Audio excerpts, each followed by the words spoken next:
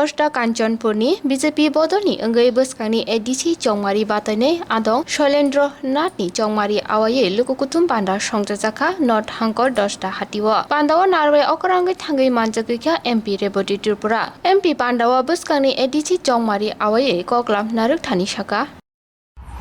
বারবার এই কথা বলতে হয় রাজার নামে কি বলেছিলাম আমি আপনারা অনেকে বলেছিলেন রাজার নামে কলঙ্ক আর এক ব্যক্তি ওনার বাবা ওনার মাও ছিলেন মন্ত্রী এমপি কিন্তু এই দামছড়া আমার এই যে 10 দায় এসে কি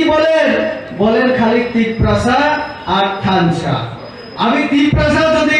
ব্যাখ্যা করতে যাই তিপ্রাসা শব্দের মাধ্যমে ওই যারা চাকমা মগ হালাম তারা কিন্তু সেখানে আসে না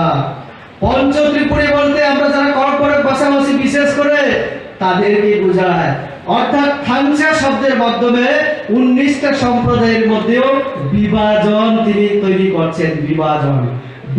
ভাগ করা ডিভাইড এন্ড রুল ইংরেজরা আমাদের শিখিয়েছিল আর তিনি ডিভাইড এন্ড পলিটিক্স এই নীতিতে বিশ্বাস করে এখন কাজ করছেন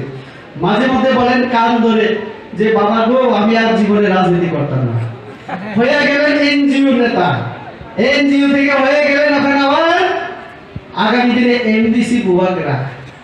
এমডিসি প্রাদুর্ভাব হতে চাচ্ছেন এখন কাজে জনগণ যদি রায় দেন মাঝে মধ্যে আমি শুনি আমার ওই প্রতীক দেববর্মা আমার উপমুখ্যমন্ত্রী আমাদের জনজাতি মোর্চার মানে জেনারেল সেক্রেটারি এবং উপমুখ্যমন্ত্রীর ছেলে ওই প্রতীক বাবুর কাছে নাকি আমার মহারাজা দুঃখ প্রকাশ করেন তোমাদের রেবতী এত আমার নাম ধরে ডাকে কেন একবার রাজা বলে না দুঃখ প্রকাশ করেন আমি বললাম আপনি কেন রাজনীতিতে এলেন আপনি জানেন রাজনীতিতে এলে সবাই পছন্দ করবে না আমি যে রেবতী ত্রিপুরা বিজেপি করি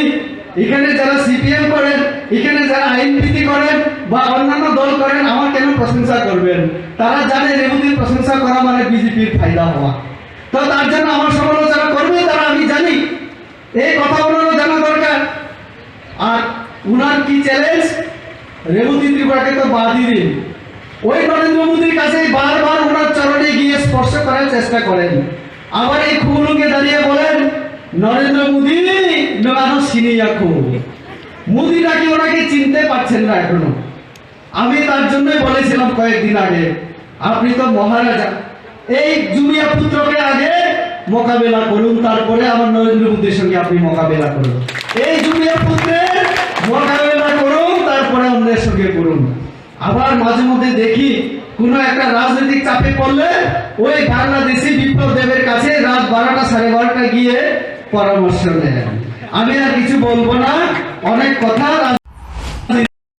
পছন্দ নাও করতে পারেন তো আপনারা পদ্মগুলোকে পছন্দ করবেন আমার কেন্দ্রের ভারতীয় জনতা পার্টির সরকার আছে চিহ্ন পদ্মগুলো রাজ্যে ভারতীয় জনতা পার্টি আইপিএফটি জোট সরকার আছে মাননীয় মুখ্যমন্ত্রী বিপ্লব দেবের নেতৃত্বে চলছে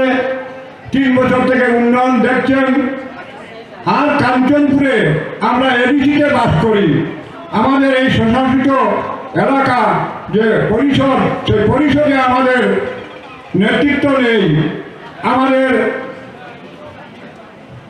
কোনো মেম্বার নেই তাই এবার সুযোগ এসেছে এই পরিষদ সভায় কুমলুঙ্গে আইনসভায় আমাদের ভারতীয় জনতা পার্টি এবং আইপিএফটি জোট সরকারের নেতৃত্বে এই কুমলুঙ্গ আইনসভাতে নেতৃত্ব পাঠানোর সুযোগ এসেছে আগামী 6 এপ্রিল বুথের মাধ্যমে বুটাম টিপে এই 3 নম্বর আসন সাধারণ আসন সেই সাধারণ আসনের চিহ্ন পদ্মফুল সেই পদ্মফুলে আপনারা ভোট দিবেন এটা আমার আপনাদের নিকট প্রার্থনা আপনাদের নিকট আমার বিনম্র আবেদন তবেই আপনাদের জোট সরকারের জোট লক্ষ্যে যে এডিসিতে আইনসভায় নেতৃত্ব করানোর সুবিধা সেটা হয়ে যাবে তো আমি আলোচনা দীর্ঘায়িত করছি না আমার বরিষ্ঠ নেতৃত্ব ওরা আছেন ওনাদের থেকে বিশেষ বিশেষ আলোচনা শুনবেন এবং কেন আমরা এডিসিকে নেতৃত্ব পাঠাতে চাই তার ব্যাখ্যা দেবেন আমাদের মাননীয় সাংসদ পূর্ব আসনের রেবতী ত্রিপুরা মহাশয় আসছেন, ওনার থেকে আরো বিশেষ আলোচনা শুনবেন। আমরা চাই জোট সরকারের পক্ষ থেকে আমি আবেদন রাখছি, আমরাই এডিসি এলাকাকে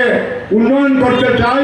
তার জন্য প্রতিনিধি সেখানে পাঠাতে হয়। আর প্রতিনিধি হিসাবে জোট নেতৃত্ব আমাকে দান করিয়েছে। আর আমার প্রার্থনা, আপনারা গণদেবতা, আপনারা সকলে মিলে সেই জায়গাটা পূরণ করে দিবেন বুথের মাধ্যমে, তবেই আমি আপনাদের হয়ে সুবিধা অসুবিধার কথাগুলো সব কিছু আমি সরকারের কাছে তুলে ধরতে পারবো। আর আপনার সেবার কাজে আমি সহযোগিতা করতে পারবো, সেবা দিতে পারবো। এই কথাগুলি বলে